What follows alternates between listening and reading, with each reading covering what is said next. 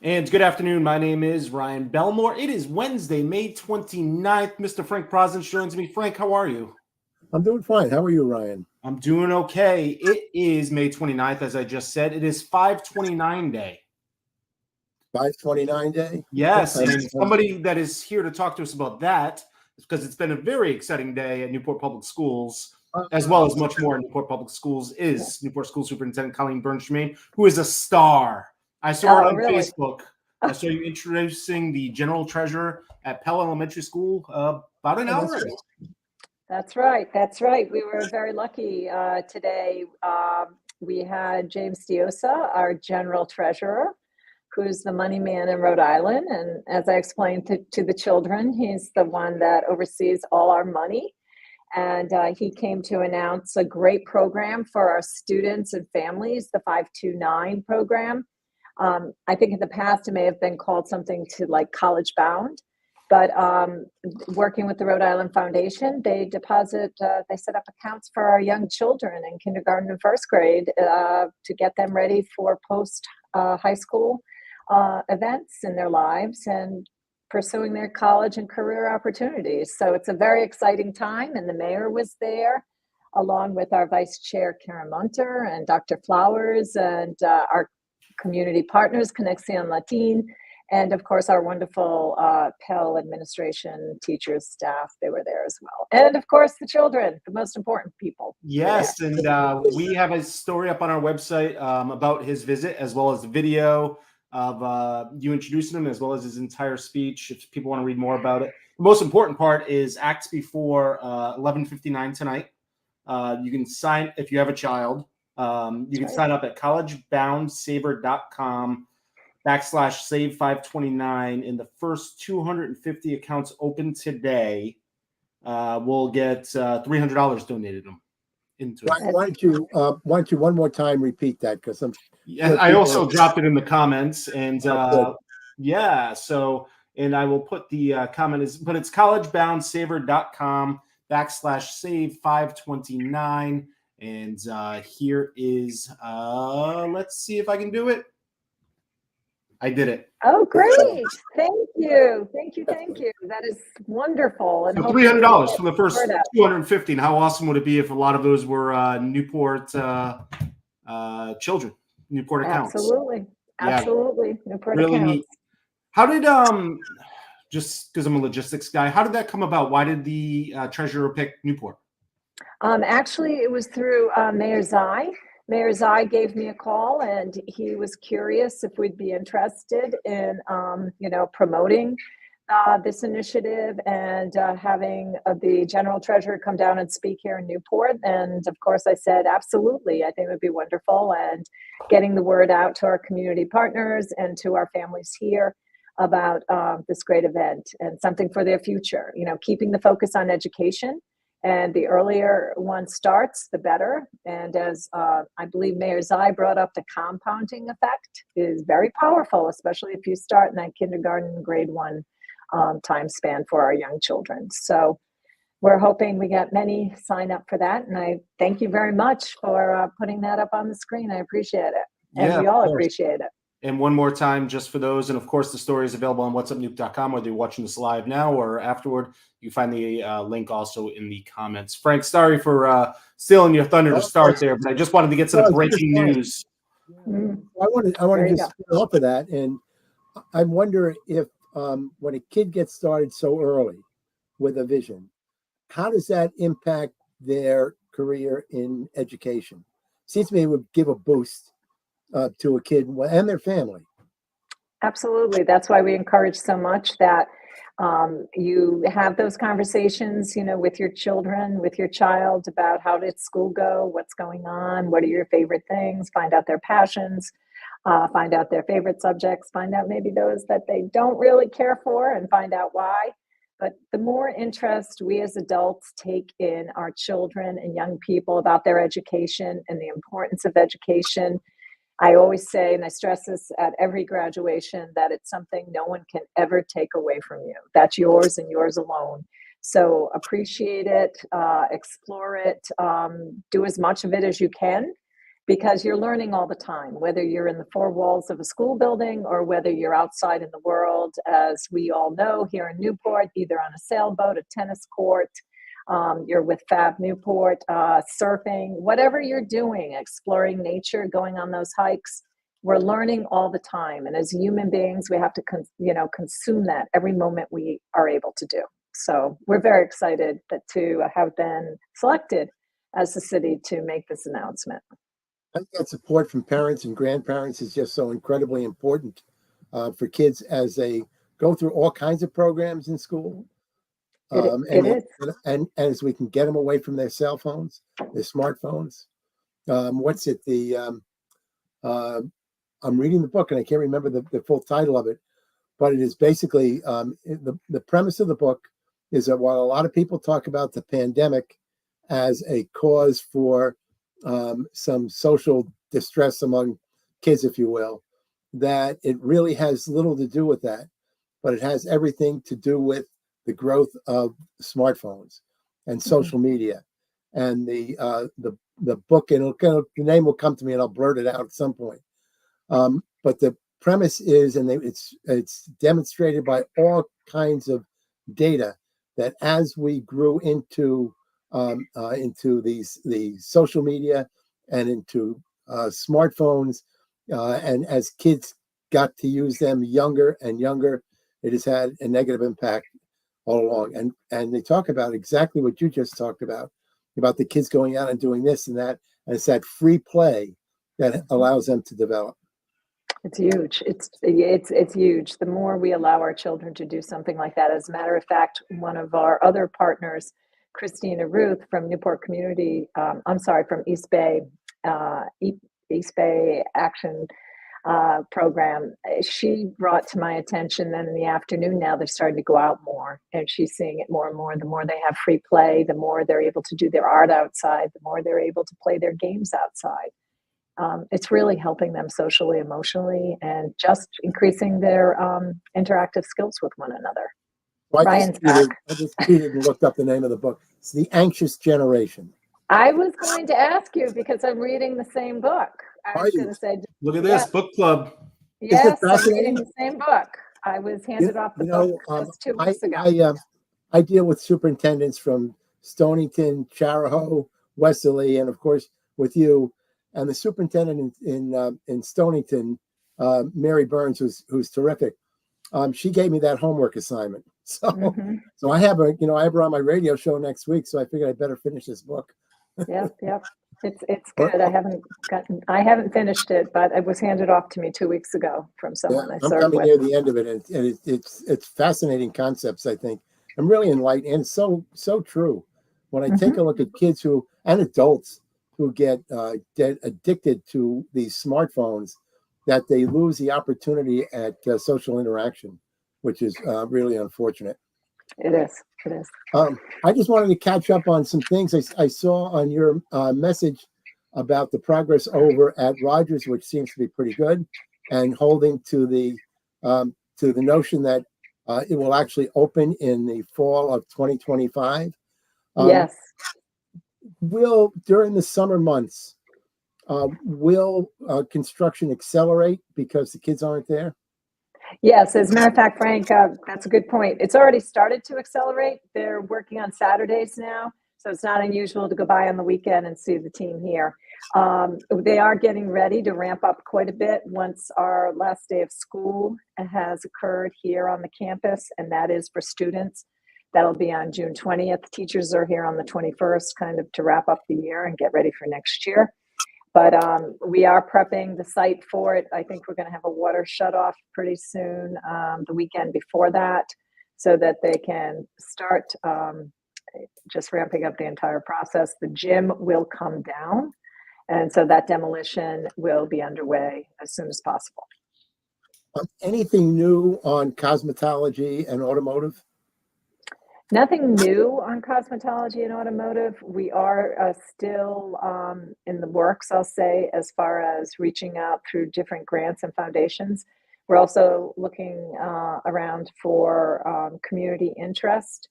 Right now, the programs are still full underway, and we have a backup plan if by September 25 we don't have definite plans. We do have backup plans off campus right now over on the Navy base for facilities.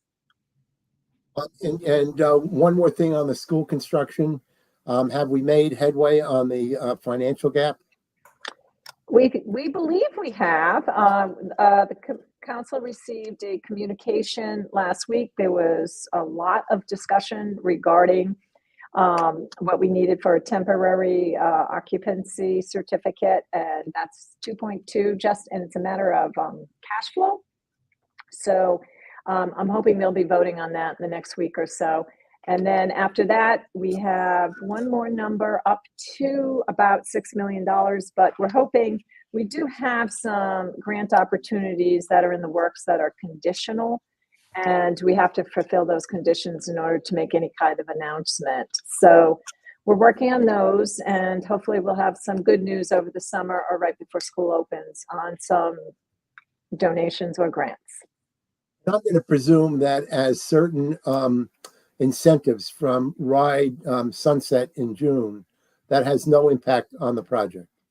No, we're in good shape as far as the incentives and fulfilling all the timelines on that. So we've been very good about sticking to all those and making sure we will meet our obligations as far as getting those reimbursements.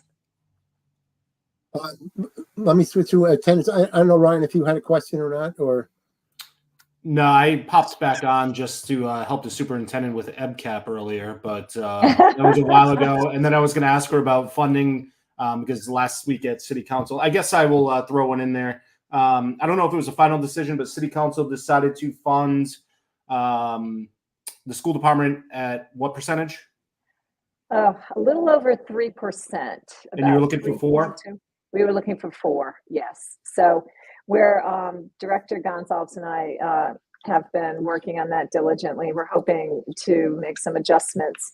We do have to look at some possible further cuts, but we think we'll be in a okay shape for the June meeting with the school committee to present a somewhat balanced budget. The overall scope of budgets around the state, you did okay. We did, comparatively, we did. And we're hoping that eventually our goal is to have some kind of predictable formula from the city.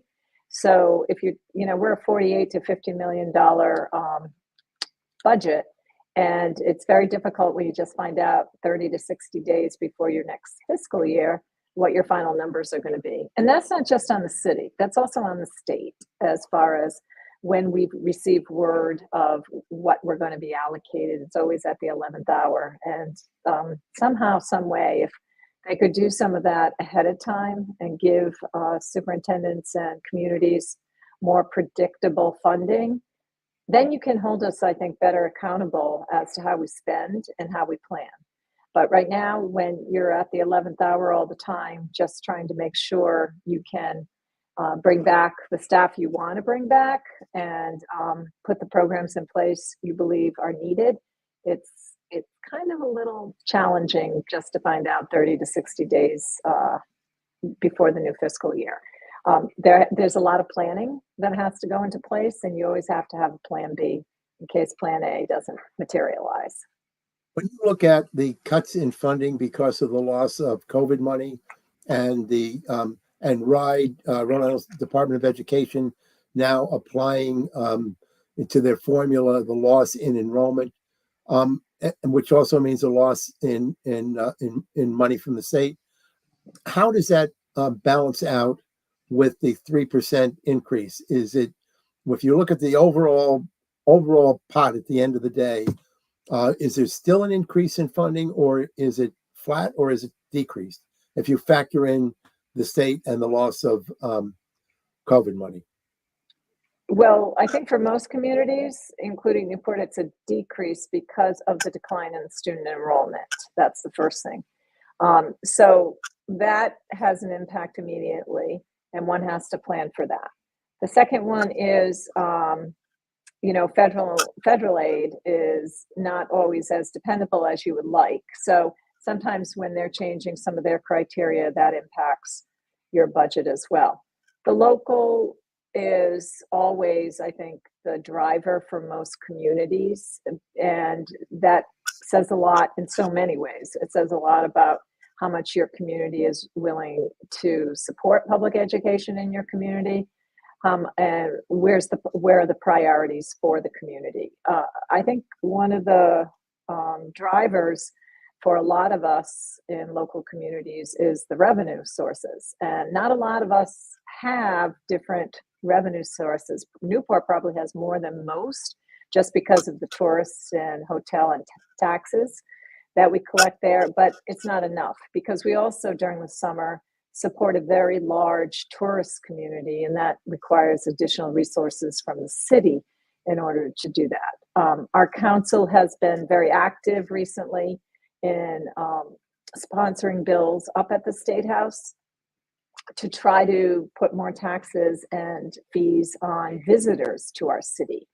And we'll see how that plays out. Excuse me. So there's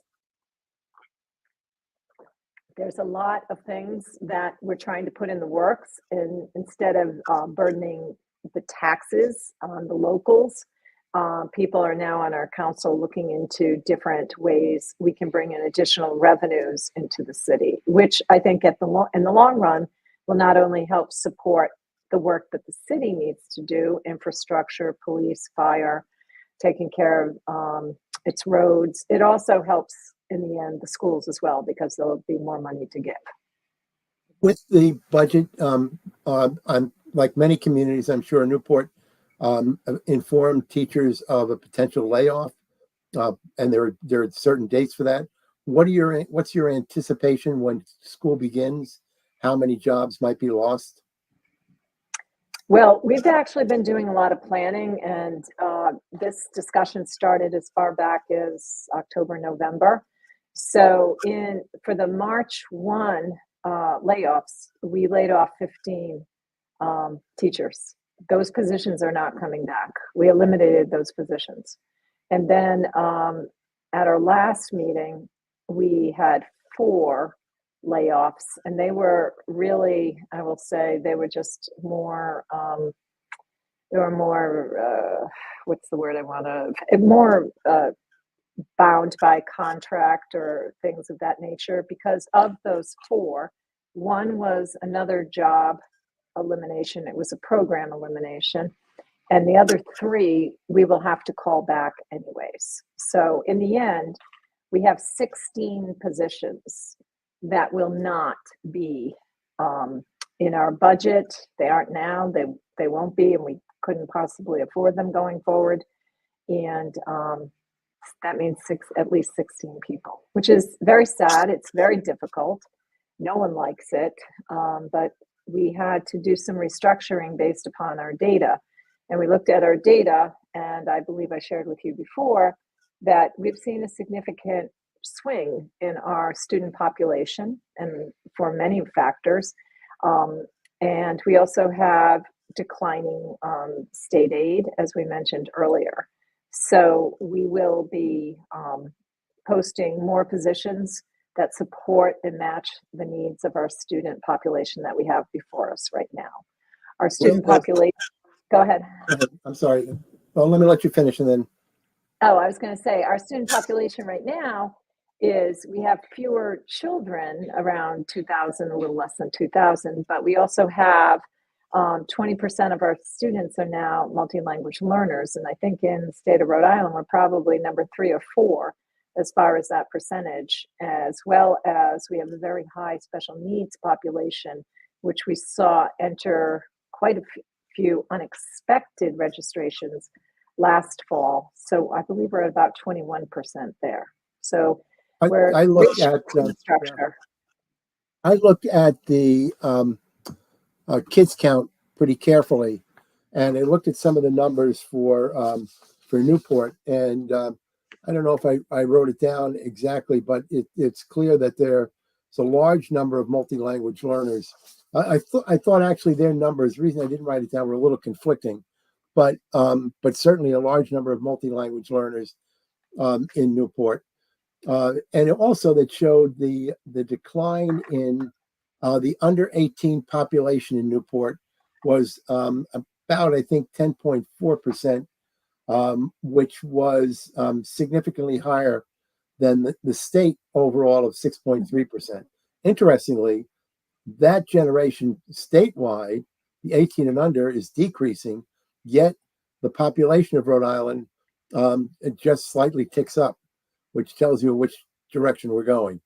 Right. So I think also if you look at that, and it's I look at that data as well. And if you look at I think it's under age 3, but if you look at children in poverty, it's 68% of our population. It's, I believe, I was surprised. I think we're the highest as far as that. when I take a look at it, and I looked at it, it was 68%, and then, that's mind-boggling to me. Mhm. Because I think about the challenges that produces for the classroom. You have kids who are underfed, kids who are coming from homes that have so many other things that are influencing their lives. And I think it's correct me if I'm wrong, but I think that certainly influences test scores and other things, absenteeism and all of that, because of the high level of poverty. It all ties in together, and we also have a 16% mobility rate. It has dropped since last time. It's down to 16%, but we do have a high mobility rate. And we also have, if you look at just in general, our population. I think the Kids Count book is a great snapshot to take a look at a community and see not only, test scores, but you also see the underlying makeup of the community, the population, and the trends. And that's what something's really important.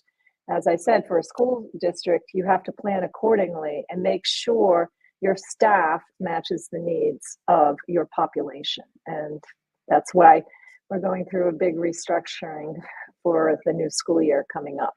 And it's going to be a lot of work for all of us. Explain the restructuring a little bit. What's happening and what can people expect? Well, in the restructuring is we actually, and for some that may not be, very deep in the weeds about education, we actually have interventionists right now through the COVID money, the ESSER funds.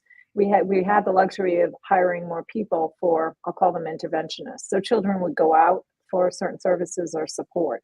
What we're doing now is we're eliminating those positions. We're putting the experts, the reading specialists, those people that have those expertise, so we're putting them back in the classroom from where they came. And we're then putting in adult coaches for literacy, especially. Literacy is the number one focus, where they will be coaching and helping the teacher as far as instruction. Most of our staff, we're very lucky here in Newport, that have already taken the science of reading curriculum. And so they understand the importance of the linguistics and implementing the ability to read letters and do that letter sound connection versus just, I'll say, memorization. So we have experts, we have our reading teachers going back into the classroom, we have coaches going in, we've already set up intensive support for our teachers as far as multi-language learners. We have once a quarter, we already have a team that will be coming in to help support our teachers. And Dr. Mooney, for the past 4 years, has been offering, and Newport has been paying our teachers to get their certification in multi-language learning. So already we have about 7 or 8 teachers that at the elementary level that have their multi-language learner certification. And those teachers will also be providing the services for the students. But it's not really like a service. It's having teachers in the classroom that understand the strategies that not only children who have a second language or speak 2 languages, it's for all the children. Their strategies are just help all learners to do better. We also have data, and our data shows it in itself, that children that are multi-language learners have a tendency and are showing better improvement than others on their RICAS test scores. Once they get it, it seems their brain snaps and they can go back and forth between the languages. They seem to have a lot more improvement in their academics. So that's something we've been studying as well. So that's the structure. Children stay in their classroom. We're not having them go out to small groups. We're keeping, the teacher has the 21 or 23 children that they're responsible for. We have adults going in to help. And then at the middle school level, part of our restructuring is due to the student enrollment declines. We're actually collapsing a team. So we have a hybrid team. We have a 7th and 8th grade cluster, and then we have a hybrid cluster of 7th and 8th grade. And that's just purely due to numbers. And we still have that at 5th and 6th. So the restructuring takes a lot. We have to look at everyone's certification. There's what skills they have. And then we start to map all that out. I don't want to bore you with all the No, I think all that's really important. I mean, I take a look at the reading scores and the math scores were fairly low in, let me not code it. They were low in Newport. I mean, I'm looking at only 15% of Newport's 3rd graders meet expectations in reading. 3rd lowest in Rhode Island. Only 14% of 8th graders meet expectations in reading, tied for 2nd lowest. Only 17% of Newport 3rd graders meet expectations in math, 5th lowest in Rhode Island. And only 6% of 8th graders are meeting expectations in math, 3rd lowest in the state. Those are some difficult numbers, but you have a difficult population to work with. Well, let's put it this way. We know our population. Those are numbers that, we struggle. We tried different models. We tried, and we have for 5 years had to pull out at the early grades type of reading support. And we just feel that all the students need that kind of expertise. And that's why we're switching our model up. We also looked at the state of Mississippi, and we've looked at what's going on in their reading scores and some of the practices they've put into place. So we've been looking at this for quite a while, and actually right before COVID struck, we were thinking at that time to change some structures, but with COVID, with the SEL challenges we've had, just getting back to our daily routines, we felt it was important to let's address everyone's getting back into school, SEL, have that support there, understanding our populations, looking at the needs we need to have, the services we have to have in place for the needs that came out of that. So there's been a lot of different things. But the exciting news is during that whole time, we still were able to put together an unbelievable strategic plan, working with our partners at Attuned. And we have a new strategic plan that actually we've started to advertise, we've started to bring to people's attention, where we have refined the portrait of a graduate. We have specific strategies we want to embrace and implement during these next 5 years. And we have specific goals with measures and accountability there, which is something I know 2 of my school committee members have been asking for. And everything is right there in black and white. So we're very excited about that. So we got people find that. Where can people access that? That is on our website, and they can just look up under strategic plan. And the portrait of a graduate, hopefully we'll be having some visuals and everything posted and up and ready for the coming in September. But we will be speaking more and more to that, and how each and every one of our teachers will be implementing a challenging and rigorous curriculum. We have a safe and environment and welcoming environment. We form positive partnerships with our families, and we as a district have a coherent plan that goes PK through 12. So parents don't have to learn new things as they go to a different school. So that's one of the things we heard from parents in some of our focus groups, the importance of keeping that consistency. So those are some of the things we're working on as far as the strategic plan. We also have a brand new technology plan, and we're very excited about that for the new Rogers High School. It's completely focused on the new Rogers High School, the type of strategies we want to implement, the technology we're going to be using, and Director Young, Robert Young, has been overseeing that with working with Principal Vance, and we've had some teachers involved that have been helping to try out different types of technology. We had an unbelievable presentation on AI last week by our high school teacher, Patrick Wygant. And it's so good. I want the entire leadership team to see it. And I'd also like to share it with the community because it's very simple to understand. And, you know, it kind of takes I'll just say the fright factor out of AI. So we have that going on. And we've done a very nice job with working with the city and Mayor's Eye with the 365 after school program. Newport was one of the leaders in that.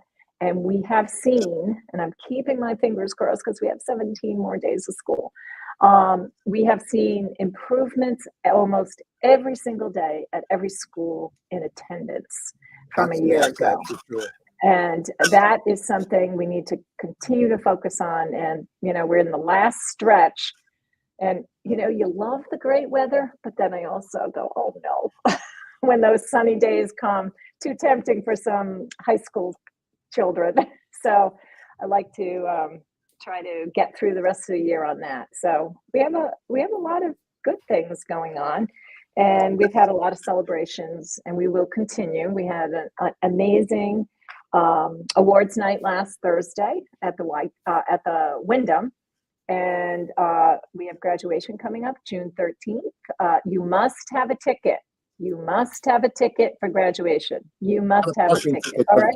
Principal Vance, did you hear me say that? They must have a ticket. He claimed I was at an event and he was like, oh my gosh, everyone thinks they can come.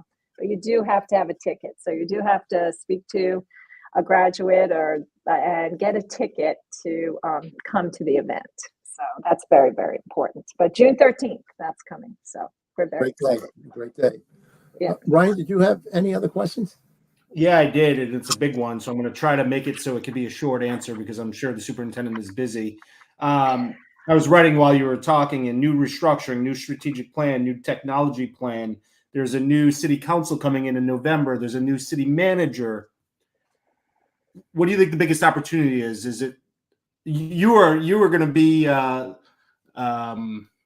the senior official that's been around the longest here in a little bit? I was trying not to use elder. No, that's okay. What do you think the biggest opportunity is with all this change in the new school? And is it kind of hopefully, I used the word that I was trying not to give you. Is it maybe reframing how Newport Public Schools fits in the city, or? I think it's an awakening of who we are. And that was something when I arrived, I still say it, a lot of times people think that our schools look like me, and that every kid was, like me, and growing up in the fifth ward, blue-eyed Irish kid. And that's not our population anymore. And that's okay, and that's great, because we're a very diverse community. We've always been diverse as a city, but like the nation, our demographics have shifted dramatically. And because of that, as a public school, we need to shift and re-image ourselves to make sure we reflect the community and our families.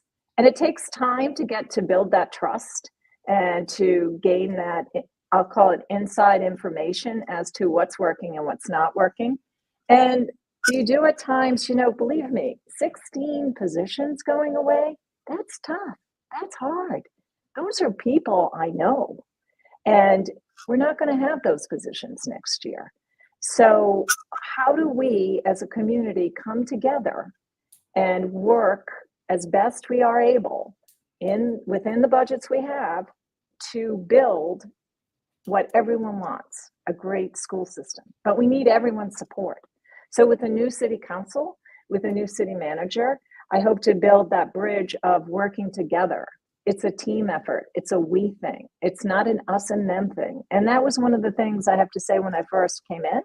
I noticed there was a lot of that. I will say that I think we've done a lot to improve that. It is challenging when you have leadership shifts in every 2 years. And I mean, for both council and school committee, everyone goes away. You can have a whole new system come into place. And and that's what democracy is. Everyone, if nobody likes what's going on, you can get everyone out and get new ones. But I think I look at everything as the glass half full. It's an opportunity to start building the system everyone wants. And I think working together, we can do that. So I'm hopeful. I have a last question, and it's a much more global question. School systems, you're not unique in that you're losing a number of teachers. It's happening in virtually every school system. And over the last few years, we kept hearing about teacher shortages. Is the loss of these teachers, does that eliminate what we perceive as a teacher shortage? And then, in fact, put more potential teachers out into the marketplace for those systems that are looking to fill spots? I don't know, because of the student enrollment declines almost everywhere. I think there was only in Rhode Island, I think there was only 3 communities or 4. Well, 2 or 3 maybe. Right. And their growth wasn't substantial. We're just talking about a couple of hundred at the most. So I think the shortage is going to continue, especially in the areas of math and math sciences are the big ones. And I think that's going to continue until we start to rethink how we structure public schools, how we finance them, and what their calendars even look like. For us in a community that we would probably be better off having longer school days starting after Labor Day and ending right around Memorial Day. But having those longer days, those hours of instruction. And then, children can go off and work in the different places that are available. They can travel. There's lots of opportunities for children during those months to do things that are outside the 4 walls of education. So I think those are some of the things we have to look at going forward. Superintendent, you mentioned 17 days left of school, and Susan asks a good questions here in the comment, and you might, maybe or maybe you can point in the right direction. Summer meal programs, information around summer programs, is that already out or is it coming? It's coming. It's still in development. We have a new, and she's wonderful. Her first name is Colleen. She's selecting the locations and she's working with the state people, but we do have summer meal programs coming and we will be having those in Newport. And stay tuned, and we'll also have them in my update and we'll post them on the website as well. And the city usually, or public schools usually shares them with us and we republish them as well. So they'll hopefully be spread out once we see them. So next couple weeks. Yes, very important question. Indeed, because kids want school stops. Sometimes they have to struggle to find food, but we've taken up a lot of your time. Anything you'd like to add? Just thank you. I'm very appreciative of the time to spend with both of you and getting the word out about all the great things that are happening in the Newport Public Schools. And we look forward to a great summer and a wonderful new school year coming up. And before you know it, I'll be telling you about all the coming events for September. So very exciting. All right, Superintendent, thank you very much. You're welcome. Take care. Yep, you're welcome. All right, so that is Superintendent Colleen Jermain. We appreciate her taking nearly 40 minutes with us today. We're very appreciative that she stuck with us there overtime. It's been a busy day over at Newport Public Schools. I had more questions, but I'll save it to next time. Yeah, I know, and I jumped in there with a couple. I love that question about all the new things that are going on and how you try to put it together and what does it mean. I think that's a great perspective. Yeah, if we had more time, I would ask her what the challenges and opportunities are that come with them. But you're one of the other things that jumps out at me when I look at statistics, and I didn't ask her, but the dropout rate in Newport is one of the highest at 13%. Graduation rates one of the lowest at 77%. I'm wondering how we're making progress with that. But that we can talk about. As I was thinking about that, I was also thinking, wouldn't it be great if when graduation comes, those numbers shift in a positive way? Well, we can you can explore ask a lot of those questions for our next chat at 1:30 p.m. on June 26th. The superintendent joins us on or about the last Wednesday of every month. So right now she is scheduled to join us 1:30 p.m. on June 26th. So we will get to whatever questions you have left over, as well as whatever questions come from readers. So, great. All right, Mr. Prosnick. Very good. Thank you. All right. Thank you very much. On behalf of Frank, as well as myself, all of us here at What's Up Newport, we want to thank Newport School Superintendent Colleen Jermain for joining us today. Missed any portion of the conversation, if you want to go back and listen to it again, if you want to share it with anybody, all available on whatsupnuke.com. Thanks for watching.